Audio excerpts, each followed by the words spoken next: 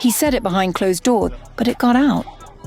One of Israel's most senior generals tells the room what no politician will say publicly, that settlers are burning Palestinians alive inside their homes, that it's terrorism, and that the only thing preventing a full uprising is a miracle.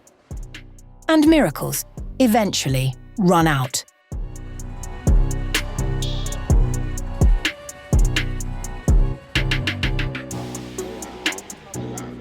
Deep inside a closed military forum, one of Israel's most senior commanders said what few in government dare to, that settlers are terrorizing Palestinians, that the West Bank is a pot about to boil over, and that the miracle keeping it from doing so is running out. Major General Avi Bluth, head of the IDF's Central Command, did not mince words when he addressed the gathering. Bluth called settler attacks on Palestinians what they are, Jewish terrorism, and warned that Palestinian restraint in the face of daily violence was not a permanent condition. When houses are burned while their occupants are inside, it's called Jewish terrorism. It's almost a miracle that the Palestinians are still indifferent to the phenomenon. They won't remain indifferent indefinitely. Bluth had already taken his concerns to the top, briefing Prime Minister Benjamin Netanyahu and the Security Cabinet on what he saw as a slow-burning crisis in the West Bank. Palestinian terror levels are low, he told them, but the calm is deceptive. Settlers wounded in so-called price tag attacks, extremist Jewish reprisals against Palestinians, had gone on to carry out attacks of their own, cause and effect playing out in real time. The men driving this violence in Bluth's telling are not hardened militants. They are fringe anarchist youth from wildcat outposts, uncoordinated with the state, convinced they are heroes. He met some of them and was not impressed. Is that deterrence? It's ridiculous because they went into another village. I speak with them, and they aren't particularly polite people. They tell me, we're the heroes of David. All of Israel's deterrence is thanks to us. This is delusional. You have to meet these people yourself. They are not at a high level. They are causing unimaginable damage to Israel and to the Zionist project. Then came the courts. Over 3 nights in January, more than 100 settlers burned houses and vehicles across Palestinian villages. 5 were caught. A judge gave them 3 days of house arrest. Within 72 hours, they were out and attacking border police. These people don't see Arabs as human beings and think it's possible to burn people alive, to burn houses down with their occupants inside.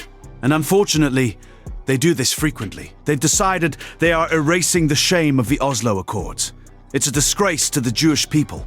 I'm quite ashamed of this whole thing. Bluth also mentioned an incident in which settlers burned IDF identification equipment in the settlement of Beit El to avoid being identified while on their way to torch Palestinian homes in the nearby village of Turmus Ayya. They burned security equipment meant to protect against terrorists coming out against them.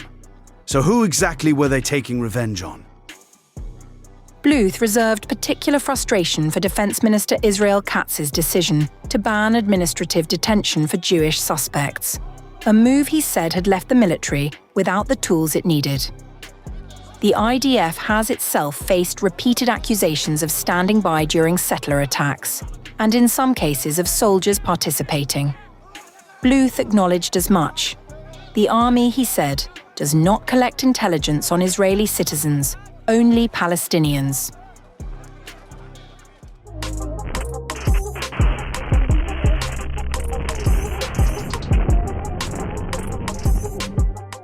The northern Israeli town of Kiryat Shmona has lost nearly half its population since October 7, 2023.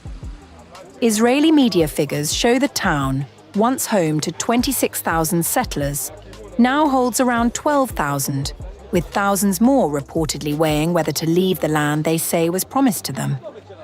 The hollowing out of Kiryat Shmona tells a wider story. As of April 29th, Israel's health ministry says 8,513 people have been wounded since the launch of Operation Roar of the Lion, with 612 of those injuries recorded on the northern front bordering Lebanon. 16 new cases were reported in the 24 hours prior to the ministry's update. The IDF Chief of Staff Ayal Zamir visited troops stationed inside southern Lebanon and made clear the military's position. On the combat front, there is no ceasefire.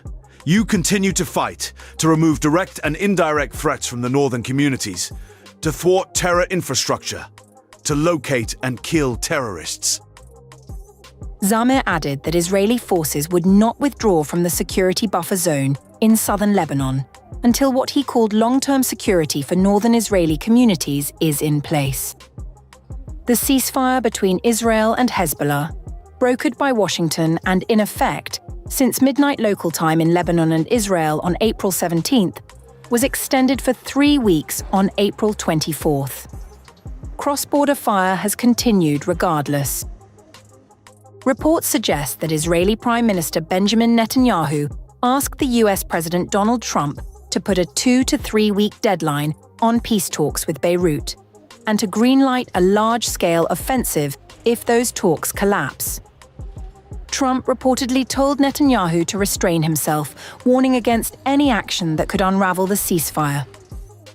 I told Netanyahu that Israel must attack Hezbollah more surgically inside of Lebanon because knocking down buildings is too terrible and makes Israel look bad.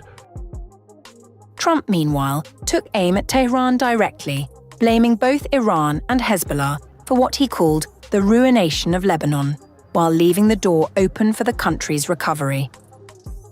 When Iran gets taken out, Hezbollah automatically gets taken out. On the other hand, the Lebanese caught in the middle of a war that is not even theirs do not have the option of leaving. For the country's 1.24 million people now facing food insecurity in the months ahead, the ceasefire is a matter of life and death.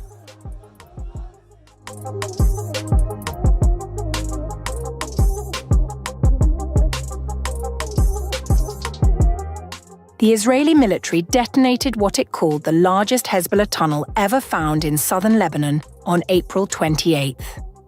The explosion was so powerful that it triggered earthquake alerts across northern Israel. The tunnel was located near the Lebanese village of Kontara, and the IDF did something unusual before setting it off. Hours before the blast, residents across a wide stretch of northern Israel, from Rosh Hanikra on the Mediterranean coast all the way east to the Golan Heights, received a direct warning from the military. The message told them, in plain language, what was coming. In several hours, IDF Northern Command will destroy a large weapons infrastructure that was located during the war and prepared for detonation in recent days. Communities near the blast zone will receive separate instructions.